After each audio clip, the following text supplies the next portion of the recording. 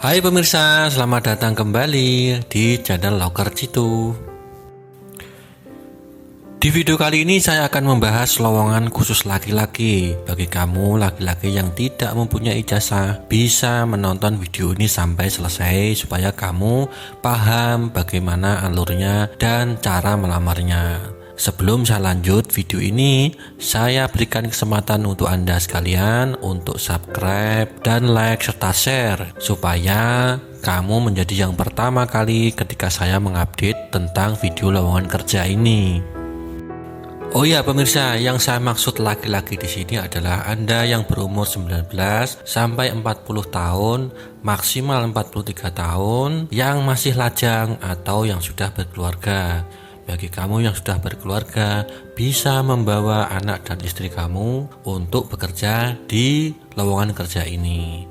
Nah pemirsa, menarik bukan gajinya? Dengan gaji seperti itu Anda bisa mendapatkannya tanpa harus memiliki ijazah. Kalau Anda memiliki ijazah tidak masalah, yang penting yang dibutuhkan di lowongan kerja ini adalah tenaga Anda. Jadi Anda harus memiliki fisik yang kuat supaya Anda dapat bekerja di lowongan kerja ini. Nah pemirsa, apa lowongan jenis pekerjaan ini? Yaitu yang saya maksud lowongan pekerjaan ini adalah lowongan di perkebunan kelapa sawit Kalimantan maupun Papua. Yang saya maksud ini untuk Anda yang tidak memiliki jasa dan Anda memiliki masih fisik dan tubuh yang sehat, Anda bisa melamar di pekerjaan ini. Berapa gajinya? Gajinya sudah saya tunjukkan di depan tadi sekilas, tapi nanti saya akan bahas lebih rinci, jadi tetap di video ini. Apa saja syaratnya untuk bekerja di bidang ini? Yang pertama, 1. Anda adalah laki-laki berusia 19 sampai 40 tahun atau maksimal 43 tahun.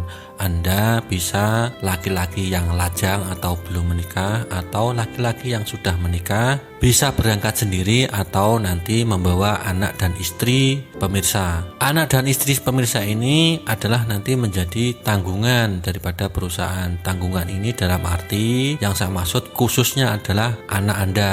Jika Anda membawa anak yang berusia sekolah, maka bisa Anda sekolahkan di sana dengan cara gratis. Sedangkan untuk istri Anda bisa ikut bekerja dengan Anda dan mendapatkan upah sesuai dengan ketentuan yang berlaku. Kemudian syarat selanjutnya yaitu tentunya Anda juga harus sehat, juga memiliki fisik yang kuat atau paling tidak terbiasa dengan kerja kasar. Jika Anda sekarang itu bekerja kasar atau mungkin sebangsanya kuli atau mungkin ya istilahnya itu serabutan, apa salahnya Anda coba di pekerjaan ini? Silakan Anda, nanti saya jelaskan bagaimana alur prosesnya. Yang penting Anda tonton video ini, saya jelaskan, Anda paham, silahkan nanti Anda menghubungi kontak person yang ada, nanti silahkan Anda bisa menanyakan langsung. Syarat yang berikutnya yaitu dokumennya, yaitu KTP asli dan fotokopi KK. Jika Anda sudah berumah tangga dan membawa anak istri, Anda harus melengkapinya dengan data-data keluarga Anda, misalnya yaitu fotokopi buku nikah dan beberapa kelengkapan lainnya yang nanti sekiranya dibutuhkan oleh perusahaan. Kemudian fasilitasnya apa saja kalau Anda itu bekerja di sana? Biasanya pasti yang ditanyakan ini. Yang pertama biasanya gaji. Gaji itu ada beberapa ketentuan. Yang pertama yaitu gaji pokok, yang kedua premi panen, yang ketiga yaitu lembur. Yang pertama mengenai gaji pokok. Gaji pokok itu yaitu sesuai dengan UMK setempat atau UMK yang Anda ditempatkan di wilayah perkebunan mana. Misalkan di Kalimantan Timur, UMK-nya yaitu ya sesuai dengan UMK Kalimantan Timur. Misalkan UMK-nya itu saya misalkan ini 3 juta rupiah. Kalau 3 juta rupiah itu dibagi hari kerja selama 25 hari, misalkan hari kerjanya itu 25 hari, maka dihitung per harinya mendapatkan sekian 100.000 berapa. Itu adalah hitungan per HK atau satu harian kerja. Jadi nanti ketemunya ya 1 bulan itu ya tetap UMK gitu, atau upah minimum kota setempat. Kemudian apa itu yang disebut dengan premi panen? Yaitu jika Anda itu bekerja di perkebunan sawit, tentunya yang dihitung adalah hasil kerja Anda, yaitu panen yang Anda hasilkan. Jadi jika Anda itu bekerja 1 hari ditentukan harus memanen 100 buah biji kelapa sawit, maka jika Anda nanti melebihi, misalkan mendapat 120 buah sawit, maka yang 20 buah sawit ini nanti dihitung menjadi premi panen. Berapa harganya masing-masing perusahaan itu tentu beda-beda. Untuk detailnya nanti silakan ditanyakan di customer service nanti yang saya kasihkan di link di bawah. Jadi Anda bisa menanyakan secara langsung. Untuk video ini saya memberikan hanya gambaran global saja. Kemudian apa itu lembur? Lembur itu yaitu jika Anda itu masuk kerja ketika tanggal merah atau hari libur nasional, yaitu dihitung namanya lembur. Nah, dari keterangan saya tadi, total gajinya berapa? Total gajinya yaitu jumlah dari UMK, premi panen, dan lembur. Itu nanti adalah gaji yang Anda diterima. Kemudian apa selanjutnya fasilitasnya? Yaitu tentu saja jika Anda bekerja di cover dengan BPJS Kesehatan dan BPJS Ketenagakerjaan. Itu pasti. Kemudian di sana ada juga klinik kesehatan, ada musola, dan Anda menempati barak. Barak itu tempat tinggal, ada yang terbuat dari beton dan ada yang terbuat dari kayu. Itu tergantung dari tanah atau kondisi lahan yang Anda tempati. Jadi tidak semuanya itu harus menggunakan beton. Ada lahan yang harus menggunakan barak atau tempat tinggal dari kayu. Itu semua tergantung dari kondisi lahan. Di beberapa PT itu ada yang memberikan tunjangan ketika Anda datang dan menjadi karyawan baru. Ada yang memberikan tunjangan selama 3 bulan berupa sembako, paket sembako yang bisa digunakan untuk bertahan karena Anda itu adalah masih baru. Jadi untuk keuangan biasanya kan masih nipis atau tidak ada sama sekali. Ada juga yang tidak menerapkan itu, tapi nanti diganti dengan berupa uang atau dimasukkan ke dalam tunjangan anak istri namanya. Kemudian fasilitas selanjutnya tentu saja air yang maksud ini adalah air untuk mandi. Kemudian adalah alat masak ini adalah alat masak sederhana, jadi bukan alat masak yang lengkap begitu, bukan. Yang penting Anda bisa bertahan hidup dan melanjutkan siap bekerja di perkebunan kelapa sawit. Kemudian bagaimana cara mendaftarnya?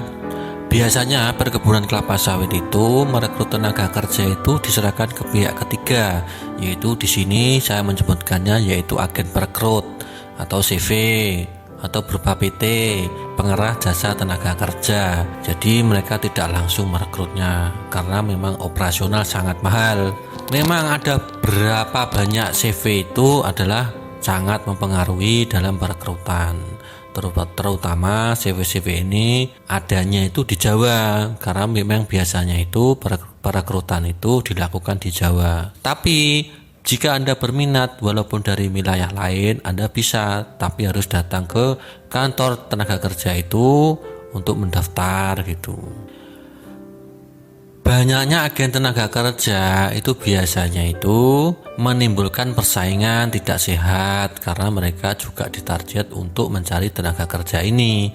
Kadang akhirnya itu informasi yang diberikan itu kepada calon tenaga kerja itu tidak benar. Tidak benar yang saya maksud adalah dia itu janji di manis di muka, namun kenyataannya itu di lapangan beda. Jadi pilihlah agen yang benar dan pakai logika Anda. Jadi supaya Anda nanti tidak menyesal, dan nanti biasanya itu kalau sudah salah agen nanti sampai di sana keluar-keluar di Facebook nanti katanya sudah terlantar.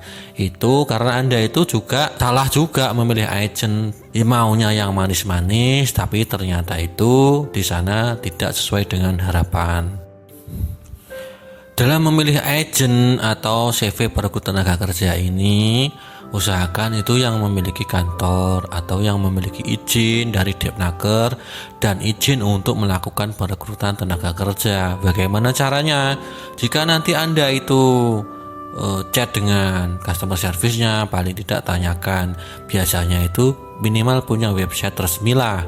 Jadi untuk menunjukkan atau website resmi itu digunakan untuk memberikan informasi yang valid dan legal tentang badan hukumnya dan cara kerjanya, kemudian PT apa yang dituju. Jadi semuanya ada di situ. Jadi nanti silahkan jangan sampai Anda terjebak dengan agen-agen yang tidak kredibel, yang hanya mencari keuntungan saja. Kemudian bagaimana dengan biaya pemberangkatannya untuk calon tenaga kerja ini? Biaya pemberangkatan ini adalah gratis dari kantor tenaga kerja atau titik kumpul sampai nanti tiba di kebun. Jadi yang ditanggung hanya itu. Untuk biaya dari rumah tenaga kerja ke kantor CV tenaga kerja ini ya tentunya Anda harus biaya sendiri. Kalau nanti ada yang menawari menjemput atau gimana, dibiayai, itu biasanya cuma trik untuk menarik perhatian Anda. Jadi jangan salah, nanti saya memberikan ini tips dan trik ini supaya nanti di postingan Facebook itu banyak yang biasanya menggunakan cara seperti itu. Jadi saya informasikan lebih awal supaya Anda itu nanti mengerti. Kemudian apakah yang dimaksud ini gratis adalah gratis sepenuhnya?